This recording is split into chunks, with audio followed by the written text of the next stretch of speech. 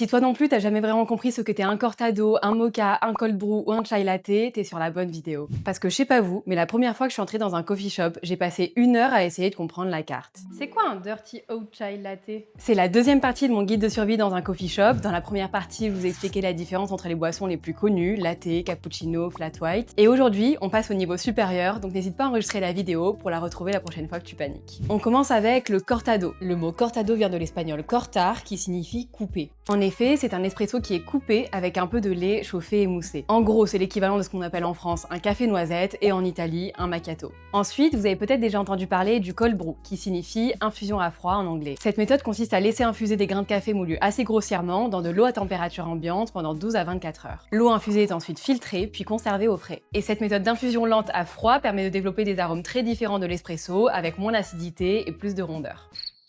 Perso, je préfère l'espresso, mais je vous conseille quand même de goûter pour essayer, surtout quand il fait chaud comme ça. Généralement, c'est vendu dans des jolies bouteilles là. Maintenant, parlons du chai latte. Le mot chai vient de l'hindi masala chai, qui signifie thé aux épices. C'est une préparation à base de thé super courante en Inde, dans laquelle on fait infuser du thé noir avec plusieurs épices, principalement de la cardamome, du gingembre et de la cannelle. Et pour faire un chai latte, on incorpore du lait chauffé et moussé à cette préparation. Alors attention, parce que le goût du chai varie énormément d'un coffee shop à l'autre. Dans certains, il est doux et sucré, dans d'autres, il pique tellement qu'il te débouche les narines, mais généralement, c'est super bon. Et un dirty chai latte, c'est un chai latte dans lequel on rajoute un shot de café, comme ça on a le meilleur des deux mondes, le goût du café et le goût des épices.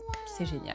On finit avec le mocha, qui est tout simplement un café latte mélangé avec du chocolat. Certains cafés le font avec du cacao, mais les meilleurs coffee shops le font avec du chocolat fondu. Et il tient son nom d'une ville portuaire nommée Mocha, au Yémen. C'est assez peu connu, mais il y a quelques siècles, le port de Mocha était l'épicentre du commerce de café, et les grains de café qui poussaient dans la région de Mocha étaient réputés pour leur goût qui rappelait celui du cacao. Et c'est pour ça que cette boisson a été nommée en l'honneur du port de Mocha. Dites-moi si vous voulez une partie 3 parce qu'il y a encore plein de boissons dont j'ai pas parlé, et n'hésitez pas à vous abonner si vous voulez apprendre plus de choses sur ce que l'on mange et ce que l'on boit.